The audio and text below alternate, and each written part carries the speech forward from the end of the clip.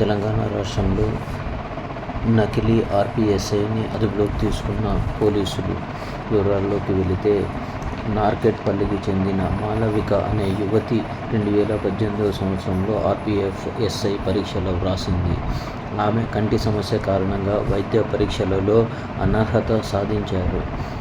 ఉద్యోగం రాకపోయేసరికి తన తల్లిదండ్రులు ఎక్కడ బాధపడతారో అనే విషయం చూడలేక ఆర్పీఎఫ్ యూనిఫామ్ మరియు ఐడి కార్డు తానే తయారు చేసుకుని శంకరపల్లిలో విధులు నిర్వహిస్తున్నట్టు అందరినీ నమ్మించారు.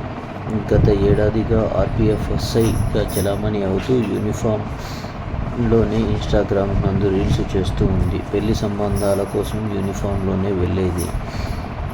ఆ తర్వాత అబ్బాయి తరపున బంధువులు పై అధికారులను సంప్రదించగా ఈమె నకిలీ ఎస్ఐ బాగోతం బయటపడ్డది. వెంటనే పోలీసులు కేసు నమోదు చేసుకుని